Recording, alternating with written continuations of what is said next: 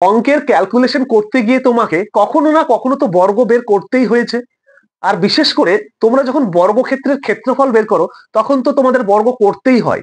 আর আজকে আমরা এই টাইপের কিছু সংখ্যা নিয়েছি, যে সংখ্যাগুলোর বর্গ বের করা শিখবো একটা খুবই সহজ সরল কৌশল বা টেকনিকের মাধ্যমে, যেটা শিখলে তোমরা এরপর থেকে এই টাইপের যে কোনো সংখ্যা দেখা মাত্র জাস্ট সেকেন্ডের মধ্যে কিন্তু বর্গ বের করতে পারবে।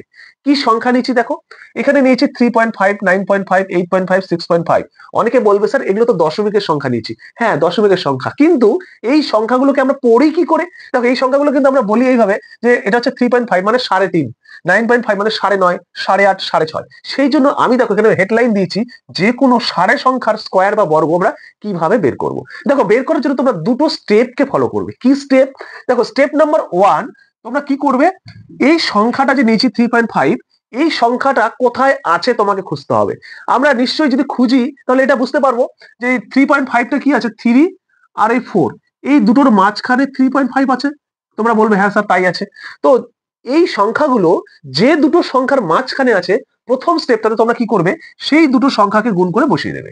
তাহলে 3.5টা 3 এবং 4 মানে 3 এবং 4 এর মাঝখানে আছে। সেই জন্য আমরা 3 এবং 4 কে ফার্স্টে গুণ করে বা মাল্টিপ্লাই করে বসিয়ে দেবো। তাহলে 3 4 যা 12 মানে 3 4 12 বসিয়ে দিলাম। এর পরের কাজটা যেটা হবে মানে সেকেন্ড স্টেপে সব সময়ের জন্য 0.25, এটা একদম ফিক্সড, চেঞ্জ হবে না, 0.25 বসিয়ে দেবে। তাহলে 12.25।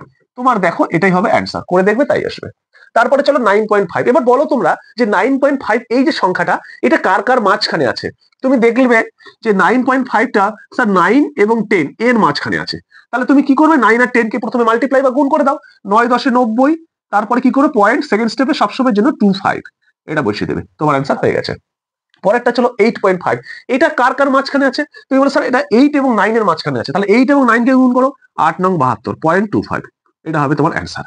যদি তোমরা সত্যিই বুঝে গেছো তাহলে তোমরা কমেন্ট করে বলো তো এটার উত্তর কি হবে।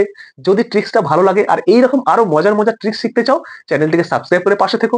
ভিডিওটি ভালো লাগলে সবার সঙ্গে শেয়ার করে দিও।